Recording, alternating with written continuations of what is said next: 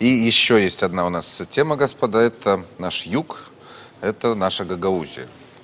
На этой неделе случилось такое странное событие. Башкан Гагаузии, как и обещал, вернул письмо на румынском языке, не переведенное на русский, обратно в Кишинев.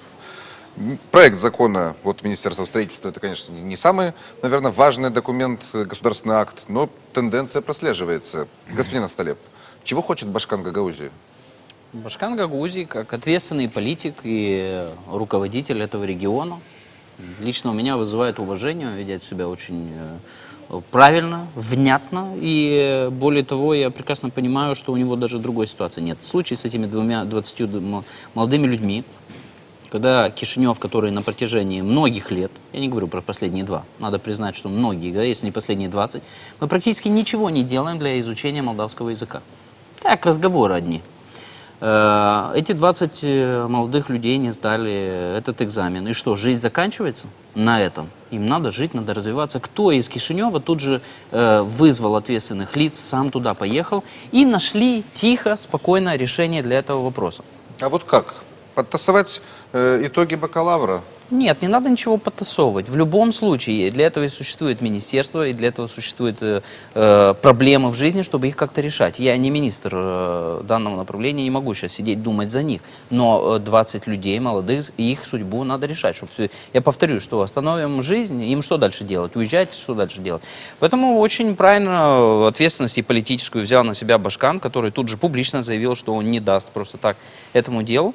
Кишинев сделал глупейший ход, стал вместо того, чтобы эту проблему как-то решать, он стал еще больше бросать бензина в огонь и говорить, что там что-то противозаконно, что-то это все выстраивать уже на уровень масс-медиа. Ну, дипломы все-таки это получаются поддельные. Ну, почему поддельные? Ну, потому что они неофициальные. Нет, я не говорю, что это решение проблемы. Я просто вижу, что люди, которые сегодня находятся у власти, они понятия не имеют, что такое государственная машина. И для чего они во власти. И как эти... Ты, когда находишься на посту министра, ты для того там и находишься, чтобы находить решение. А это не через нахождение у вас в эфире или на других телевидениях 24 часа. Это кропотливая работа с нахождением каких-то внятных решений, в том числе посредством обсуждения с людьми, а то они так переговариваются только по радио и телевидению. Поэтому конкретно в этом случае я считаю, что Башкан Гагаузии как политик и как руководитель, он вполне предсказуемо себя ведет. А что ему еще остается, кстати, не могу понять.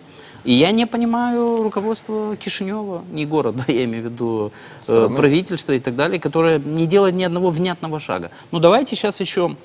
И когда увидел заявление некоторых политиков, что могут его еще привлечь к ответственности, ну это вообще высший пилотаж, возврат в 90-е. Ну, зато раскрутка потенциально опасного лидера для себя. То есть, если они, власти наши, будут атаковать господина Формузала иными способами, нежели словесными, то вполне возможно, что господин Формузал в обозримом будущем станет персоной республиканского масштаба. Ну, я думаю, что он и сейчас находится. Он вполне интересный человек, кстати. Я знакомился с ним пару раз, видел, он очень здравомыслящий политик. Я каждый раз удивляюсь, когда кто-то умудряется постоянно влезать с ним в какие-то конфликты непонятные, потому что с ним очень внятный человек, с ним можно разговаривать. Но конкретно вот в этой ситуации поведение Кишинева для меня совершенно непонятно. Как они видят решение проблем этих 20 человек, я так никогда и не услышал. Услышал от Мариана Лупу. Говорит, пусть пересдадут еще раз. Это просто супер. Господин Плешко, вам что в этой проблеме в большей степени волнует? Отсутствие писем на русском языке? Вы знаете, я вот слушал внимательно и полностью согласен с коллегой. Это вопрос, который не должен обсуждаться через телевидение. Это обычный рядовой вопрос. Я имею в виду взаимоотношения между институтами власти. И что самое драматичное в этой ситуации, это то, что в этот скандал вовлекается молодое поколение.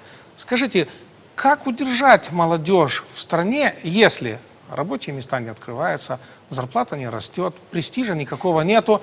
И тут еще, пожалуйста, ведь лучшие пострадали отличники, которых везде были хорошие оценки, и вот по одному из предметов у них нет оценки, и центральные власти говорят о том, что да что, кто там, каких-то 20 человек Вы понимаете, что вы плюнули в душу ребенка?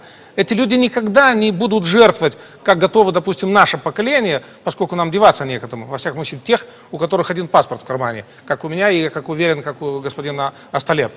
Вот. Мы будем Дипломатический, работать. господин Полешко, нет? А что касается формзала, вот вам офицер. Честь, доблесть, сразу встал на защиту своих сограждан. Поскольку тут есть своя специфика, его избирали несколько десятков тысяч голосов. Специфика Гагаузии. Практически они все друг друга знают. Как может себя повести глава семейства, руководитель Гагаузии и офицер? Только так. Только так. Но опять же, как в далекие 90-е годы или недалекие, центральные власти повели себя, ну, откровенно говоря, враждебно, неквалифицированно. Ну, они просто, мы их обязаны осудить вот за такого рода действия и за такие ответы даже от того же Лупу.